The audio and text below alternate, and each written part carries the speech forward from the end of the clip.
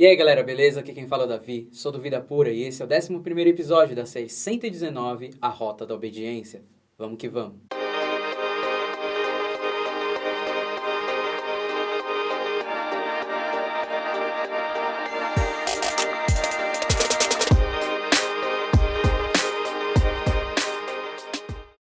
Bom, esse é o 11º episódio da série 119, A Rota da Obediência. E como foi dito, neste episódio nós vamos continuar o raciocínio sobre a humildade, iniciado no episódio anterior, onde o autor do Salmo 119, após pedir a Deus por entendimento para aprender a profundidade de sua palavra, se colocando como servo diante de Deus, reconhecendo ser ele uma obra das mãos de Deus, chegou à conclusão de que existem duas formas de experimentar a humildade que vem de Deus. A primeira, através do arrependimento verdadeiro, por meio de uma atitude de rendição diante de Deus, em obediência verdadeira ao que é dito em 1 Pedro 5,6 e em Tiago 4,10, que em resumo dizem: humilhem-se debaixo da poderosa mão de Deus, e ele vos exaltará no devido tempo. E a segunda, sendo humilhado por Deus, como parte da aplicação de sua justa ira sobre a nossa arrogância. Jesus disse ao povo e aos seus discípulos em Mateus 23, do 2 ao 12: os mestres da lei e os fariseus se assentam na cadeira de Moisés.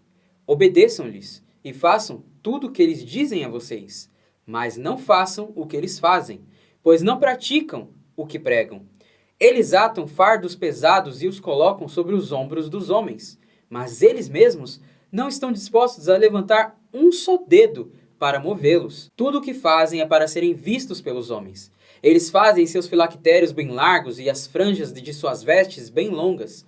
Gostam do lugar de honra nos banquetes e dos assentos mais importantes nas sinagogas, de serem saudados nas praças e de serem chamados mestres. Mas vocês não devem ser chamados mestres. Um só é o mestre de vocês, e todos vocês são irmãos. A ninguém na terra chamem pai, porque vocês só têm um pai, aquele que está nos céus. Tampouco vocês devem ser chamados chefes, porquanto vocês têm um só chefe, o Cristo.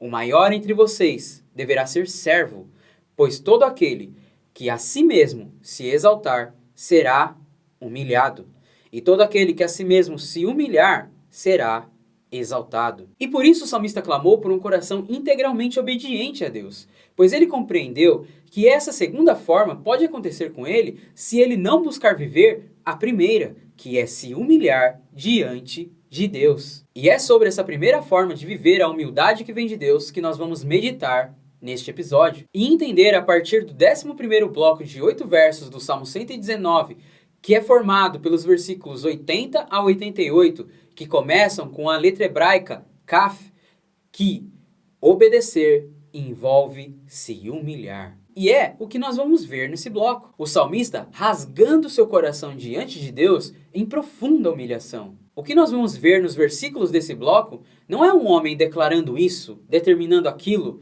mas sim alguém que demonstra um coração realmente transformado e sedento por Deus, que expressa de forma profunda as feridas e as dores do seu ser, revelando o nível de intimidade a que tem chegado o seu relacionamento com Deus. E que, se olharmos de forma rasa, vão parecer até murmurações do salmista. Mas se você realmente prestar atenção, vai perceber, guiado pelo Espírito Santo, que se tratam, na verdade, do rasgar de um coração que se humilha diante de Deus e que reconhece sua dependência total de Deus. Ouça cada palavra desse bloco de versos se colocando no lugar do salmista, em profunda intimidade e humilhação diante de Deus. O texto diz o seguinte: estou quase desfalecido, aguardando a tua salvação.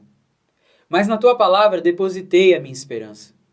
Os meus olhos fraquejam de tanto esperar pela tua promessa e pergunto: quando me consolarás? Embora eu seja como uma vasilha inútil, não me esqueço dos teus decretos. Até quando teu servo deverá esperar para que castigues os meus perseguidores? Cavaram uma armadilha contra mim os arrogantes, os que não seguem a tua lei. Todos os teus mandamentos merecem confiança. Ajuda-me, pois sou perseguido com mentiras. Quase acabaram com a minha vida na terra, mas não abandonei os teus preceitos. Preserva a minha vida pelo teu amor, e obedecerei aos estatutos que decretaste. Olhando para estes 8 versos, a gente pode ver claramente um desabafo do salmista, que até aqui ainda não tínhamos visto.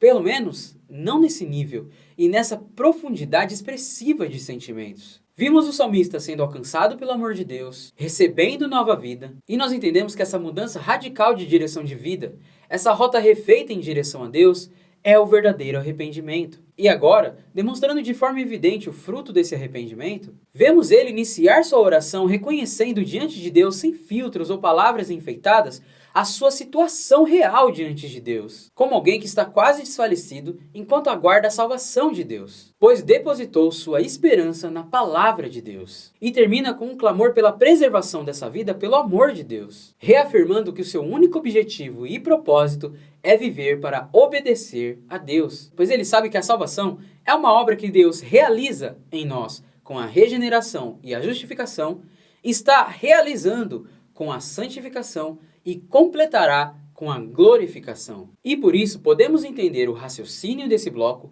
como um raciocínio em que o salmista se humilha diante de Deus com o objetivo de obedecer a Deus. Ele diz que está quase desfalecido, que é o mesmo que reconhecer estar fraco, enquanto aguarda a salvação de Deus. O que lembra muito um dos textos mais conhecidos de Paulo, em 2 Coríntios 12, a parte B do versículo 9, em que Deus responde uma das orações de Paulo dizendo: minha graça é suficiente a você, pois o meu poder se aperfeiçoa na fraqueza. Um texto que muitos usam como frase de efeito, status do WhatsApp, que enchem a boca para dizer, muitas vezes de forma imprudente, mas que não buscam compreender o contexto, o que precede esse texto. Nos versículos 1 ao 4 de 2 Coríntios 12, Paulo relata uma experiência que ele viveu com Deus, em que ele ouviu, como ele disse, coisas indizíveis, coisas que ao homem não é permitido falar. Imagina que experiência de intimidade com Deus que foi essa. E por isso, nos versículos 6 ao 10, ele diz: mesmo que eu preferisse gloriar-me,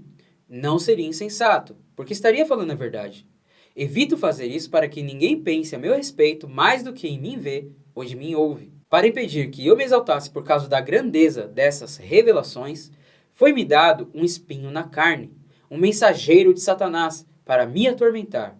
3 vezes roguei ao Senhor que o tirasse de mim, mas ele me disse: minha graça é suficiente a você, pois o meu poder se aperfeiçoa na fraqueza. Portanto, eu me gloriarei ainda mais alegremente em minhas fraquezas, para que o poder de Cristo repouse em mim. Por isso, por amor de Cristo, regozijo-me nas fraquezas, nos insultos, nas necessidades, nas perseguições, nas angústias, pois quando sou fraco é que sou forte. Paulo compreendia na prática que a intimidade com Deus era o resultado de uma vida de humilhação diante de Deus. E você vai perceber, lendo as cartas de Paulo, que com o passar do tempo, maior era a intimidade dele com Deus. Da mesma forma, como também mais intensa e mais profunda era a sua intensidade de humilhação diante de Deus. É só olhar algumas declarações nas cartas dele. Primeiro, ele se coloca como o menor entre os apóstolos de Cristo. Depois de um tempo, ele se coloca como o menor entre os santos, ou seja, como o menor entre os membros da igreja. E depois de um tempo, ele se humilha ainda mais, se colocando como o pior dos pecadores. Paulo, assim como o salmista, compreendeu que não há obediência verdadeira a Deus sem humildade. Ele entendeu que não há sinal da operação da salvação de Deus no ser humano se não for encontrada nele essa força motivadora de humilhação diante de Deus que só o Espírito Santo pode produzir através do arrependimento verdadeiro. Deus tem prazer em refazer a rota daqueles que se humilham diante dele. Olha o que Davi diz no Salmo 25, do 7 ao 12, que assim como o Salmo 119, também foi escrito no seu original em hebraico, em ordem alfabética. Não te lembres dos pecados e transgressões da minha juventude. Conforme a tua misericórdia, lembra-te de mim, pois tu, Senhor, és bom. Bom e justo é o Senhor, por isso mostra o caminho aos pecadores. Conduz os humildes na justiça e lhes ensina o seu caminho. Todos os caminhos do Senhor são amor e fidelidade para com os que cumprem os preceitos da sua aliança. Por amor do teu nome, Senhor, perdoa o meu pecado que é tão grande. Quem é o homem que teme o Senhor? Ele o instruirá no caminho que deve seguir. Se pensarmos no autor do Salmo 119, em Davi, em Paulo, em Moisés, Pedro, Josué e em toda a galeria dos heróis da fé de Hebreus 11, o que toda essa galera tinha em comum? Todos eles criam no impossível, viam o invisível, abriam mão de bens, confortos, prazeres para glorificar a Deus, pois eles almejavam em Deus a sua recompensa, a qual tinham plena certeza em Deus que alcançariam. Todos eles criam na existência de Deus e na sua prontidão em recompensar aqueles que o procuram de todo o coração. Todos eles viveram pela fé e morreram sem receber tudo aquilo quanto Deus lhes prometeu, mas viram tudo que os esperava adiante e ficaram contentes, pois concordavam que aqui não era a sua verdadeira pátria, mas que eles eram estrangeiros e forasteiros, peregrinos nessa terra. Todos eles, pela fé, ganharam batalhas, conquistaram reinos, praticaram a justiça, alcançaram o cumprimento de promessas, além de muitas outras obras. Da fraqueza tiraram força, sofreram torturas, zombarias, açoites e prisões, sendo alguns deles mortos das maneiras mais cruéis. Andaram errantes, sem grandes roupas. O mundo não era digno deles. Todos receberam bom testemunho por meio da fé. E sabe por que esse era o estilo de vida deles? Pois eles se humilhavam diante de Deus, vivendo suas vidas em total obediência verdadeira à vontade de Deus, seja qual ela fosse. Porque eles se submetiam ao processo de santificação que a salvação de Cristo efetua em nós. Porque eles buscavam seguir, acima de tudo e unicamente, o modelo de atitude do seu mestre, Jesus Cristo, o maior exemplo prático e vivo da verdade de que obedecer envolve se humilhar. Seja a atitude de vocês a mesma de Cristo Jesus, que, embora sendo Deus, não considerou que o ser igual a Deus era algo que devia pegar-se, mas esvaziou-se a si mesmo, vindo a ser servo, tornando-se semelhante aos homens, e, sendo encontrado em forma humana, humilhou-se a si mesmo e foi obediente até a morte, e morte de cruz. Por isso Deus o exaltou à mais alta posição. Ele deu o nome que está acima de todo nome, para que ao nome de Jesus se dobre todo o joelho no céu, na terra e debaixo da terra, e toda língua confesse que Jesus Cristo é o Senhor, para a glória de Deus Pai. Assim, meus amados, como vocês sempre obedeceram, não apenas em minha presença, porém muito mais agora na minha ausência, ponham em ação a salvação de vocês com o temor e tremor, pois é Deus quem efetua em vocês tanto querer quanto realizar, de acordo com a boa vontade dele. Façam tudo sem queixas nem discussões, para que venham a tornar-se puros e irrepreensíveis, filhos de Deus inculpáveis, no meio de uma geração corrompida e depravada, na qual vocês brilham como estrelas no universo, retendo firmemente a palavra da vida.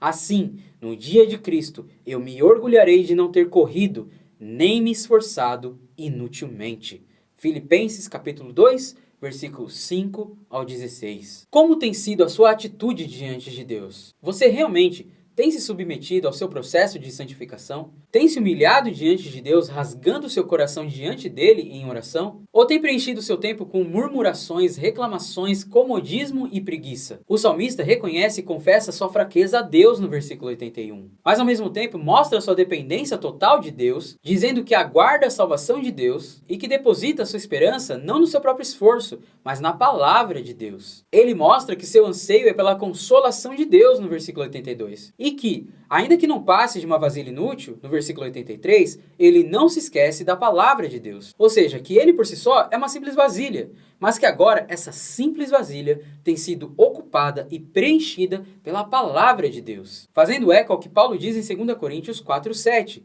Mas temos esse tesouro em vasos de barro, para mostrar que este poder que a tudo excede provém de Deus e não de nós. Ele reconhece que não pode fazer justiça por si mesmo, nos versículos 84 e 85, no qual ele também reconhece mais uma vez que o ato de não obedecer o que Deus diz por si só se resume em arrogância. Ele reconhece que tudo que Deus diz merece confiança, no versículo 86, e que, apesar das ameaças à sua vida, no versículo 87, ele não tem abandonado o que a palavra ordena, mas tem permanecido nela. E conclui esse bloco de versos do Salmo 119, no versículo 88, clamando a Deus para que Deus lhe preserve a vida através do seu amor, para que ele possa permanecer em obediência verdadeira a Deus e a sua palavra. Ou seja, entenda que sem humilhação não há restauração. Sem restauração não há vida em verdadeira obediência. E sem verdadeira obediência não há sinal da salvação. Entende como isso é muito sério? Entende o peso da seriedade dessa verdade? Jesus disse em Mateus 7, do 21 ao 23,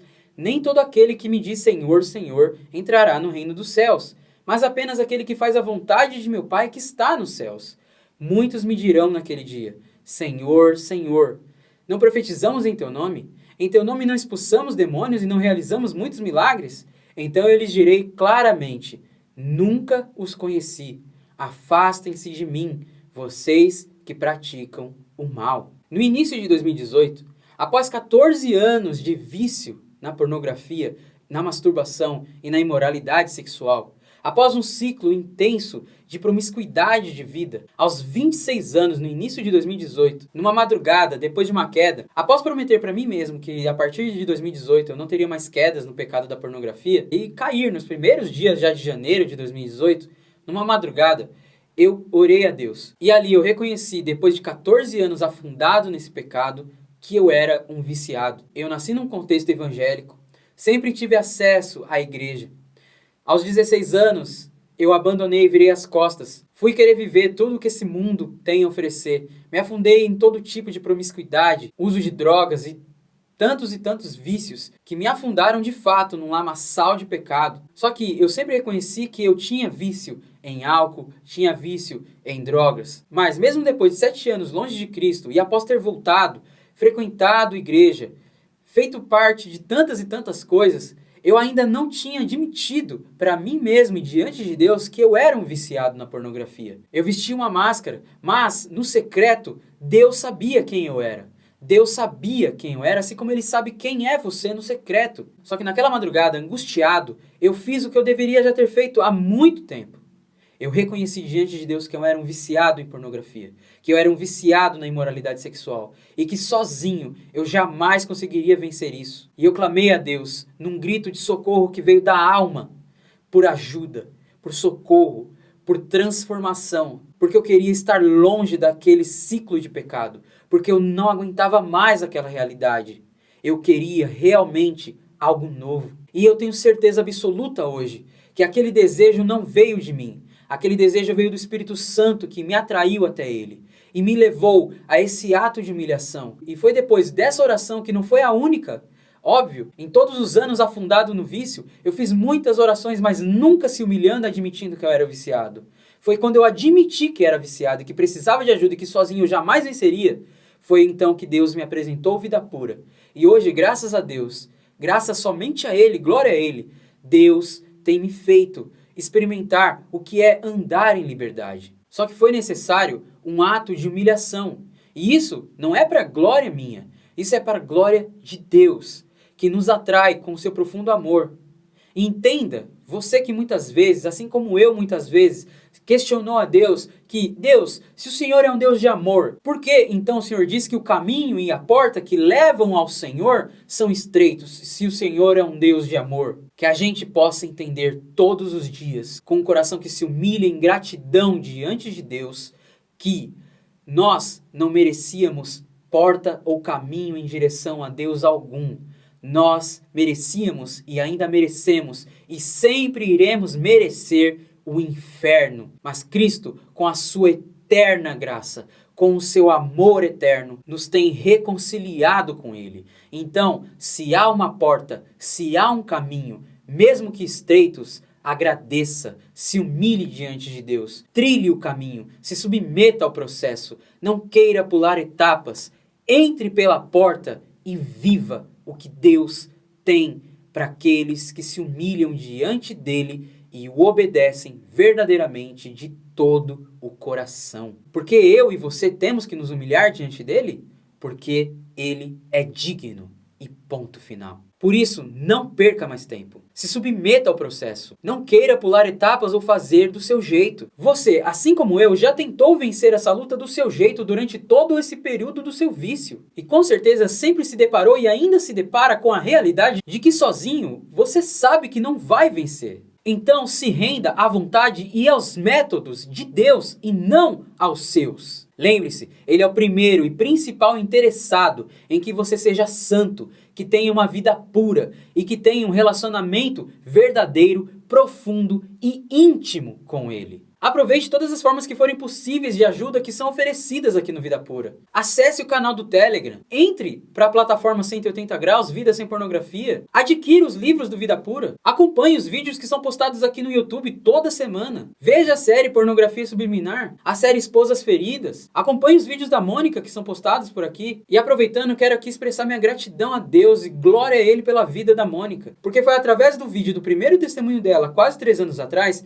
que Deus me fez conhecer esse processo, que Deus me fez conhecer o Vida Pura. Então, Mônica, glória a Deus pela sua vida. Veja os testemunhos daqueles que têm experimentado o andar em liberdade. Faça parte de um dos grupos presenciais quando for possível. Faça de forma diligente, esforçada e disciplinada os devocionais do Vida Pura. Confesse a sua luta contra o pecado sexual ou outros pecados a um ou mais cristãos maduros que possam caminhar com você, te ajudando em oração e acompanhamento na luta. Enfim, se mexa. Cristo tem vitória garantida para todos aqueles que se humilham diante dele e que se submetem ao processo de santificação que só ele pode gerar no ser humano. Não vá por métodos humanos. Se você começou o processo de reboot no FEP, pare agora e se renda ao processo do Evangelho de Cristo. Porque só o verdadeiro Evangelho de Cristo tem poder para curar o ser humano da escravidão do pecado. Ele, o próprio Cristo, é essa vitória. Pois ser como ele, para a glória dele, essa é a maior vitória que o ser humano pode ter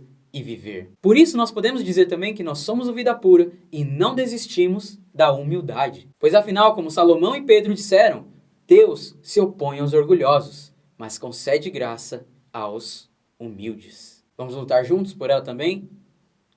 Até o próximo episódio.